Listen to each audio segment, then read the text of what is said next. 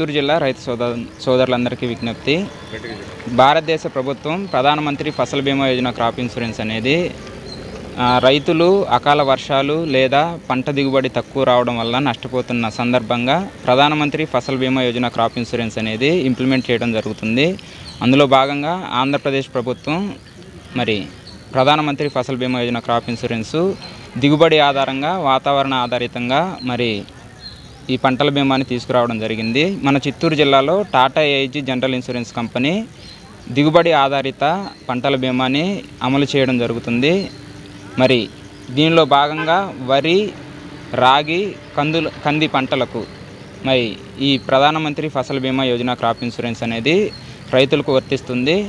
మరి చిత్తూరు జిల్లాలో ఉన్న రైతు సోదరులందరూ ప్రధానమంత్రి ఫసల్ బీమా యోజన క్రాప్ ఇన్సూరెన్స్ కింద మరి నోటిఫైడ్ చేసిన ఈ 3 పంటల్లో మరి ఎన్రోల్ అయ్యి ఏదైనా నష్టం వస్తే మరి ఆ సందర్భంలో పంటల బీమా అనేది మీకు అందుబాటులో ఉంటుంది కనుక రైతు సోదరులందరూ దీన్ని సద్వినియోగం చేసుకోవాల్సిందిగా కోరుచున్నాం. కలెక్టర్ సార్ పేరు సుమిత్ కుమార్. మరి ఈరోజు మన కలెక్టర్ ఆఫీసులో మన కలెక్టర్ గారు సుమిత్ కుమార్ గారిని కలవడం జరిగింది. ఈ పంటల బీమా గురించి మరి కలెక్టర్ గారికి వివరించడం జరిగింది. కలెక్టర్ గారు కూడా చాలా మరి సానుకూలంగా స్పందించారు. కలెక్టరేట్ తరపు నుంచి కూడా ప్రతి విధమైన సహకారాన్ని అందిస్తాము ఈ పంటల బీమాకు సంబంధించి అని కలెక్టర్ గారు కూడా మరి సానుకూలంగా స్పందించడం జరిగింది.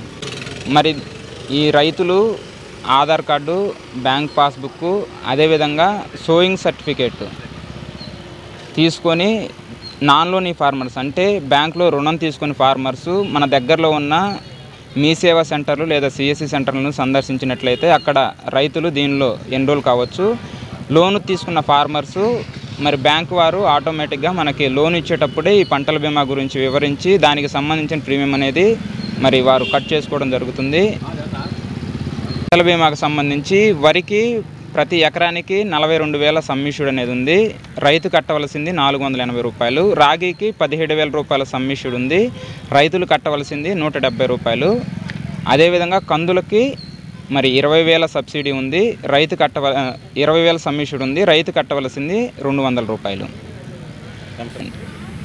మరి ఈ పంటల బీమా అనేది ప్రతి 6 నెలలకి మరి వర్తిస్తుంది. ఖరీఫ్ సెషన్లో మరి ఆమోదించబడిన పంటలు వరి, కందులు, రాగి.